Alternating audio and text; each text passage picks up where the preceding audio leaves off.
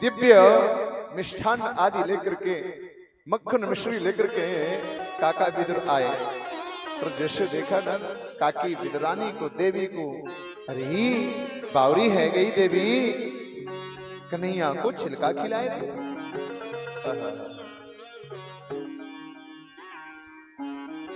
काका विदुर कन्हैया के चरणों को पकड़ लिया। कन्हैया, या विदुरानी बड़ी भोली भाली है, कछु जाने ना है, कृपा कीजिए। दौड़ के काका विदुर गए, पीढ़ा को सीधा किया, कन्हैया को बैठा दिया। अंदर गए, एक प्लेट में एक थाल सुंदर सजा करके मेरे गोविंद को मक्खन मिश्री मिष्ठान आदि लेकर के आ गए। और जैसे लेकर के आए ना, गोविंद से कहा प्रभु भोग लगाइए। ठाकुर जी ने कहा काका, जो स्वाद काकी विदुरानी के उन केले के छिलकों में था, ये आपके 56 प्रकार के व्यंजन में नहीं। सुनो, भाव यदि है ना तो ठाकुर जी सब कुछ पाने के लिए तैयार है, परंतु भाव नहीं है तो भगवान दूर ही रहते हैं। ठाकुर जी ने कृपा किया काका विदुर के ऊपर, भगवान चले गए। इधर काका विदुर तीर्थाटन करने के लिए निकले, और जैसे तीर्थाटन करने के लिए गए ना, तो काका विदुर जैसे हरिद्वार पहुंचे तो उद्धव जी से मुलाकात हो जाती है। उद्धव जी ने प्रणाम किया काका विदुर को, विदुर ने प्रणाम किया उद्धव को। उद्धव ने कहा, अरे विदुर कहां जा रहे हो? विदुर ने कहा, सुनो उद्धव, बहुत दिन हो गया, तीर्थाटन करने के लिए निकला था, तीर्थाटन कर रहा हूं। विदुर ने कहा उद्धव से, कहां जा रहे हो मित्र? उद्धव ने कहा, मैं विदुर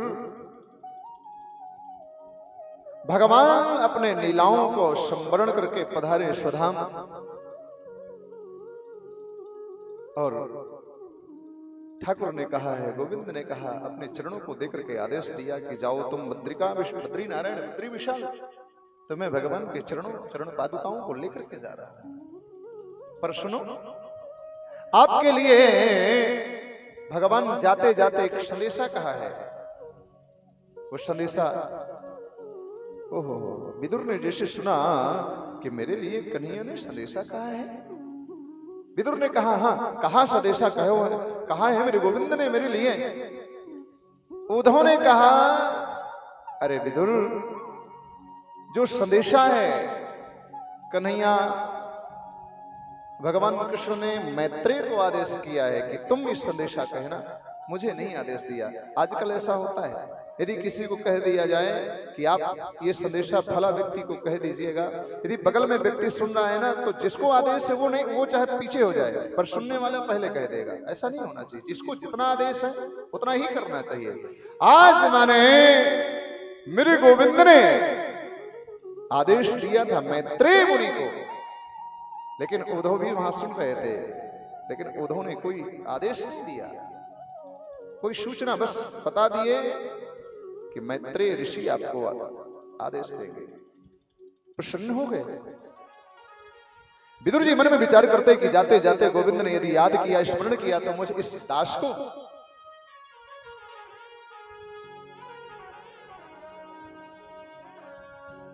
परंतु उद्धव ने एक बात जरूर कहा था कि रे विदुर, जब ठाकुर जी जा रहे थे ना अपने लीलाओं को संवरण करके इस धराधाम से, तब एक बात जरूर मैत्रेय से बोले हैं कि सुनो, मैंने सबसे कुछ लिया तो सबको दिया, परंतु काका विदुर है ऐसा जिसका मैंने केवल लिया ही लिया है, कुछ दिया नहीं।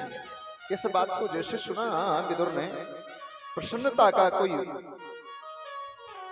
सीमा नहीं,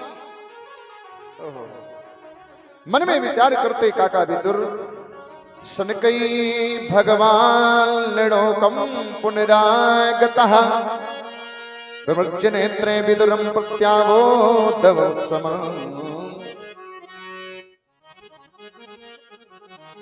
विस्मापनम स्वस्य च सौभगर्दे। विदुर जी मन में विचार करते कि जो ठाकुर जी के अंग में ये वस्त्र, जब ठाकुर जी के अंग में स्पर्श होती है ना, तो ये जो ये वस्त्र है ना, ये भी अपने आप को बड़भागी समझते हैं। हाँ हो, ये जो पुष्प है, ये पुष्प भी यदि ठाकुर जी के चरणों में नहीं पहुंचते ना, तो अपने आप को कोसते हैं कि हमारा ये जन्म व्यर्थ हो गया। विस्मापनम स्वस्य सौभगर्दे परम पदम भूषण भूषणां। ठाकुर जी के एक एक अंगों से एक एक आभूषण जब स्पर्श होते हैं तो आभूषणों का महत्व बढ़ जाता है। ठाकुर जी ने मेरे यहां केले नहीं, केलों छिलका पाया और भगवान ऋणिया बन गए हो। क्या स्वभाव है मेरे गोविंद का। अहो वकीयम स्तन काल कूटम जिघांसया पाये दंत साध्वी लेवे गतिम धात्रदाम ततोन्यम कंबा दयालु शरणम प्रजेमो। अले वो एक पूतना कालकूट विष जहर लगा करके अपने स्तन पे आई गोविंद को मारने के लिए, फिर भी ठाकुर जी ने सदगति प्रदान कर दी। सुनो, भगवान से द्वेष भी करना है ना, तो व्यवस्थित अच्छा द्वेष करिए। भगवान उसमें भी कल्याण ही करते हैं। हाँ, कथा आएगी परसों, कल नहीं। पूतना राक्षसी कन्हैया को मारने के लिए अपने स्तन पे कालकूट विष जहर लगा करके गई थी मारने के लिए। मैं स्तन पान कराऊंगी, और कन्हैया जैसे स्तन पान करेगा ना, तो सीधे गोविंदाय नमो नमः हो जाएगा। लेकिन गोविंद ने उस मौसी पूतना को अभी उद्धार ही किया। ठाकुर जी कहते हैं, मैं पहले तो किसी को पकड़ता नहीं, और यदि पकड़ लेता हूं तो छोड़ना नहीं जानता। इधर विदुर जी भगवान की एक एक लीलाओं का चिंतन करते।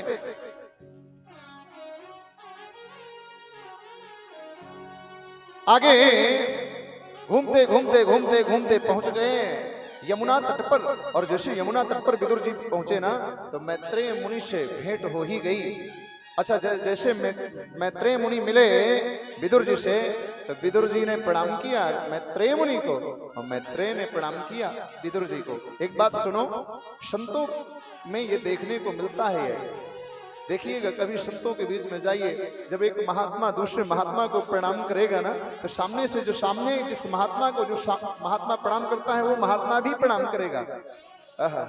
ये दर्शन करना है माई बाप, तो महात्माओं के बीच में जाइए, फिर दर्शन होगा। आजकल कोई किसी को प्रणाम करे ना, तो पहले तो कोई प्रणाम करना जानता ही नहीं। यदि प्रणाम करना है तो सीधे गांठों में प्रणाम करता है। गांठों में भी नहीं हो, अब तो सीधे हाथ में, चलते हुए हाथ छोड़ लिया, महाराज जी प्रणाम। अरे भैया, प्रणाम करनो है ना, तो प्रणाम करो, ये तो अपमान है। यदि थोड़ी कोई और झुकता है ना, तो गांठों में प्रणाम करता है। ये नहीं जानता मूर्ख कि गांठों में यमराज का वास होता है। तुम प्रणाम नहीं कर रहे हो, तुम अपराध कर रहे हो, स्वयं अपना जीवन व्यर्थ गंवा रहे हो ऐसा प्रणाम करके। प्रणाम करना है तो चरणों में प्रणाम करना चाहिए। दूसरा बात और सुनो, प्रणाम की विधि सुन लीजिए बहनों। प्रणाम कभी एक हाथ से नहीं करना चाहिए, दोनों हाथ से प्रणाम करना चाहिए, चाहे वो पुरुष वर्ग हो चाहे मातृशक्तियां हो। एक हाथ से प्रणाम करने वाले व्यक्ति को मानव को अधोगति की प्राप्ति होती है, ऐसा वेदांत में वर्णन है। प्रणाम करना चाहिए। मैं निवेदन कर रहा था कि मैत्रेय मुनि ने प्रणाम किया श्री काका विदुर को, विदुर जी ने प्रणाम किया मैत्रेय को। विदुर दर्शन करके प्रणाम करके बड़े प्रसन्न हो गए और विदुर ने कहा मैत्रेय ऋषि से, अरे मैत्रेय, भगवान जाते जाते मेरे लिए क्या आदेश किया है, बताइए। मैत्रेय मुनि वर्णन करने लगे विदुर से, सुनो विदुर, भगवान ने लीलाओं का वर्णन किया, अपनी कथाओं का वर्णन आदेश दिया। बोले क्या? बोले सुखाय कर्माणि करोति लोको न तयि सुखम वान्यदुपारमं वा। भगवान कह के गए हैं विदुर कि जो मानव है ये सुखाय कर्माणि करोत लोको, ये हर जगह सुख ढूंढते घूम रहा है ना?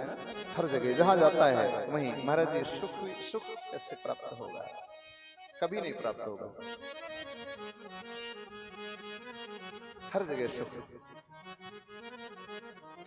एक बात सुनिएगा, मैं आप लोगों को बता रहा हूं, तो सुखाय कर्माणि करो, तो सुख ढूंढने के चक्कर में दलदल में फंसता चला जा रहा है। अभी तक मकान नहीं था, एक झोपड़ी में रहते थे, सुंदर,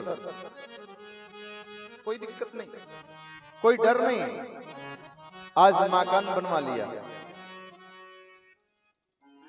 जैसे मकान बनवाए ना तो देवी जी ने कह दिया, सुनो मकान तो बड़ा सुंदर है, पर इसमें एक सुंदर सा जो रूम है, आने जाने वालों की उसमें व्यवस्था होनी चाहिए कि एसी लग जाना चाहिए। एसी लग गई, लोग आने जाने वाले उसी में आनंद लेने लगे।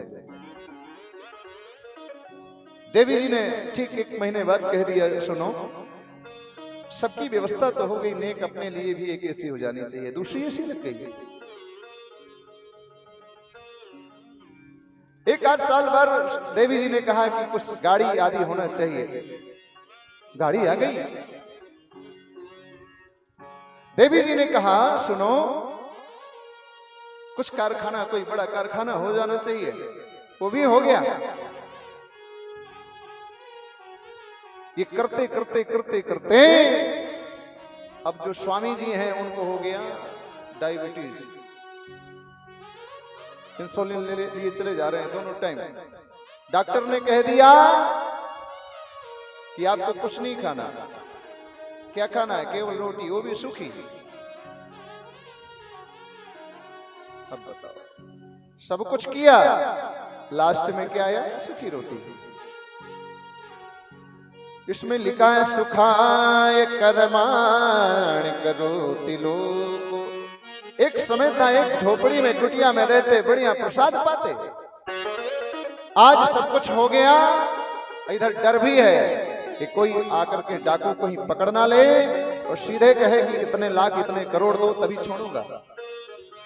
ये भी डर हो गया, पहले कोई डर नहीं है। तो अब बताइए कि सुख कैसे प्राप्त होगा? और ढूंढ क्या रहा है? बोले सुख प्राप्त कैसे होगा? अरे भैया, सुख तो केवल जो ठाकुर जी के भजन में है, वो कहीं नहीं है। आज केवल खिचड़ी पा रहा है और सुख ढूंढते घूम रहा है। गीता में भगवान ने उपदेश दिया है अर्जुन को, सुनो दुःखालयम शाश्वतम। भगवान ने मोहर लगा दिया है। ये जो वसुंधरा है, ये क्या है? दुख का घर है, दुखालय है। आप बताइए, आप किसी पुस्तकालय में जाकर के समोसा मांगेंगे तो मिलेगा क्या? नहीं मिलेगा। किसी गौशाला में जाकर के पुस्तक मांगेंगे, गौशाला में जाकर के तो मिलेगा। तो ये क्या है? दुःखालयम शाश्वतम। दुखों का ये घर है। जब दुखों का ही घर है तो सुख कहां मिलेगा? परंतु सुख मिलेगा कैसे? बोले सुख तो अपने अंदर ही विराजमान है। माई बाप अपने अंदर विराजमान है। अंदर तो कोई देखता ही नहीं। जैसे जो मृग होता है ना, उसकी नाभि में कस्तूरी होती है, लेकिन वो इतनी महकती है, उस महक के कारण वो चारों तरफ फटकता, परंतु उसको ये ज्ञान नहीं है कि कस्तूरी तो मेरे पास में ही है। कस्तूरी कुंडल बसे मृग ढूंढे बन माही, ढाई अक्षर प्रेम का, केवल भगवान नाम में आनंद है, और जो सुख है वो कहीं नहीं है। बोले दुख सुखाय कर्माणि, तो विदुर ऋषि कहते हैं, मैत्रेय ऋषि सुनो, विदुर जो आनंद सिंधु सुख राशि, करते त्रैलोक सुवासी, जो आनंद सिंधु सुख राशि, करते त्रैलोक सुवासी, करते त्रैलोक सुवासी, करते त्रैलोक सुवासी। श्री मैत्रेय मुनि ने विदुर जी को पुनः विराट स्वरूप का वर्णन करते हैं, और विराट स्वरूप का वर्णन करते करते यत्यध्यात् उर्गाय विभावन्ति तत्तत् वपुः प्रणयसे शरणुग्रहाय, और पितामह ब्रह्मा की 10 प्रकार की सृष्टि का वर्णन करते हैं, 10 प्रकार की सृष्टि का विस्तार करते हैं। आगे